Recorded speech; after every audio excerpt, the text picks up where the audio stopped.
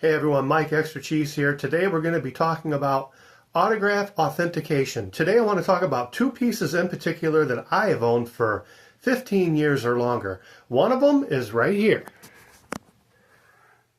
Brooklyn Dodgers catcher Roy Campanella before his accident. I will give you the detail on how I acquired this shortly.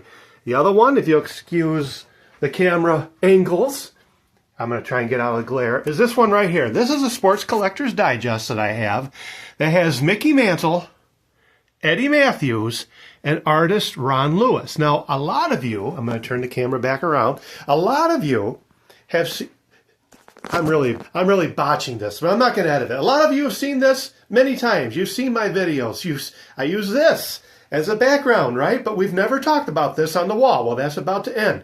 We're going to dive into this. This is very interesting, and I really want your opinion. Are you ready to do this? Awesome, I am too. Let's do this.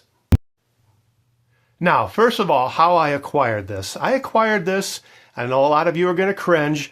This was on eBay about 15 years ago. The price was right.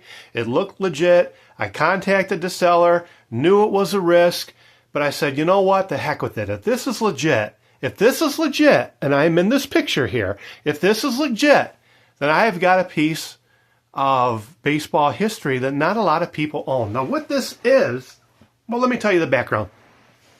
The seller told me that this was acquired by a family member before, after, during, it was during a game, after a game, before a game.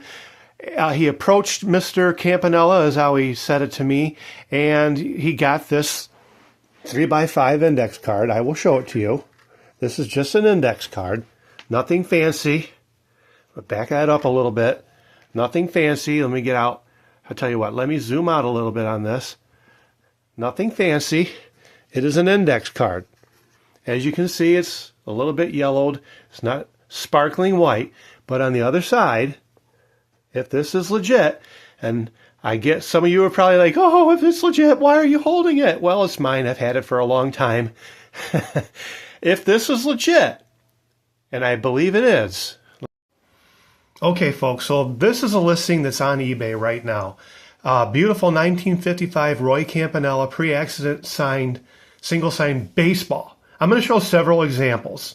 This one's been certified by James Spence Authentication, JSA. Here's mine. Best wishes.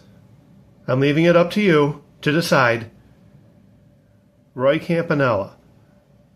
Let me see if I can get that in there, turned in there just a little bit better than what I've got. I'm going to bring it up to the screen. Best wishes, Roy Campanella. Here's mine.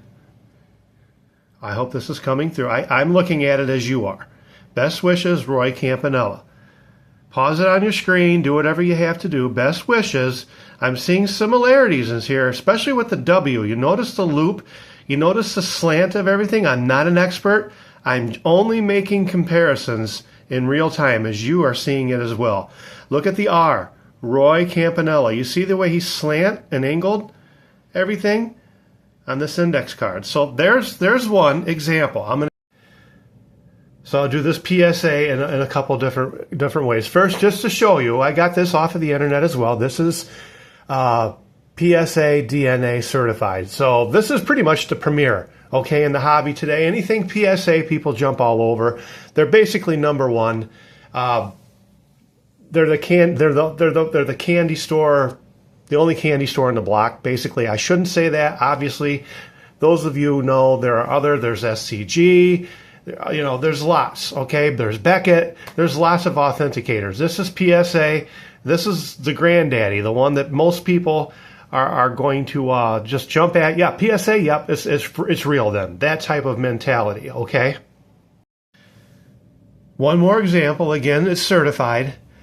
Best wishes, I sound like I have a list. Best wishes, sincerely, Roy Campanella. I'm going to show mine up again to it. Now, what I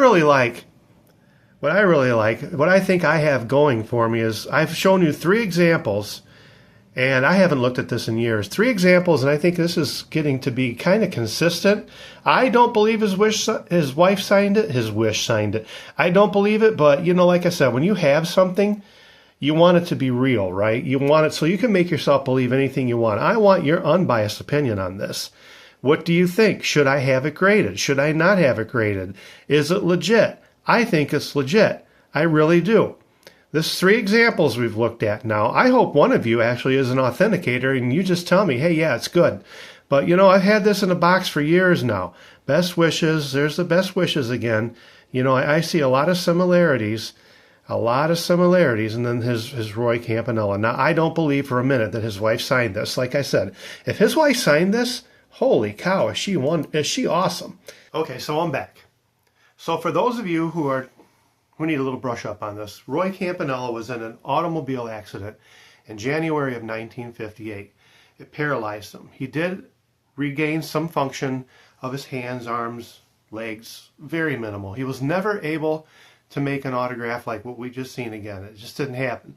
That's why it excites me to show this to you, because if this is legit, this is something that happened before his baseball career had ended suddenly in really it would have been the season of 57, would have been his last season. This here is something that not a lot of people have, okay? Because he did sign after the accident, after he learned to re-sign again, but he used a device that helped him to sign. And it's nothing like this. Go ahead and look it up yourself. I'm not going to put it out there. It has value, but nothing like before his accident. That's why I'm asking you. If you're a collector, a viewer, give me your opinion. Give me your thoughts. Give me your ideas in the comments below. Should I have this authenticated? Will it be worth the money? I don't know what it would cost me to have this authenticated. I'll probably go PSA if I do. It would be quite the disappointment to find out that this is not real. Let's be honest, okay? I'm going to tell you what I spent on it. I'm just going to be real transparent. I spent $140 on it. That was about 15 years ago. It came up on eBay. It was an asking price of $140. I figured, you know what? For $140, if this is real, I'm out $140. Well, that was 15 years ago. At this point, who cares, right? $140 has gone a long time ago, about 15 years ago. So what would it cost me? I'll research it. Maybe it cost me $140 to find out if it's real or not. But before that, I really want to know, is it worth the risk? You know, as a collector, you get excited about stuff like this. Let me show it to you again. You get excited about stuff like this. You see things like this, and you want it to be real. Now, I want this to be real. Now, you can keep your $140. That was 15 years ago. I don't care about that anymore. I want this to be real because I want this to be real, okay? I want to know that I have a piece of baseball history here and that I have something that's very rare, and then that, yeah, I did get it for a really good price, but this is one of those cases where it worked out well. It turned out good, you know, and so of course I want this to be real. I'm a big baseball fan, as you all know. You've been watching this channel, these sports things that I put up. You all know I love the historic Brooklyn Dodgers. Of course, of course. But here's the thing.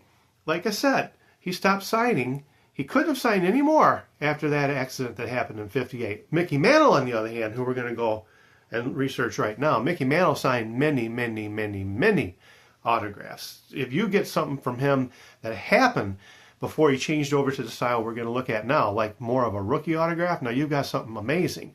But Mickey was always consistent with his autographs. He's had a beautiful signature. And that's one of the things, too, about collecting today. You see a lot of signatures today. They're just initials, they're scratched, they're scribbled. You can't make it out.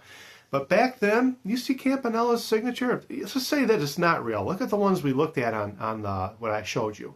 Man, that guy had a beautiful, beautiful, one of the best, in my opinion, autographs in baseball. That's why I want this to be real. That's because it's just something so unique and would be so special to anyone's collection, especially mine. Okay, so now we're going to look at Mickey Mantle.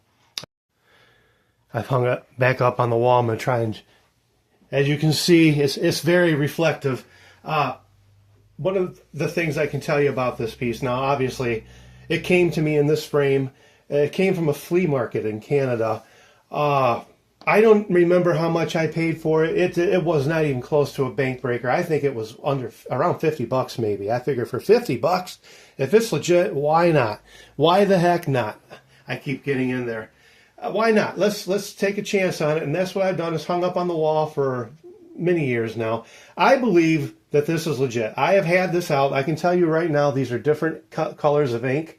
I also contacted one of the editors of Sports Collectors Digest. I'm going to tell you what he said.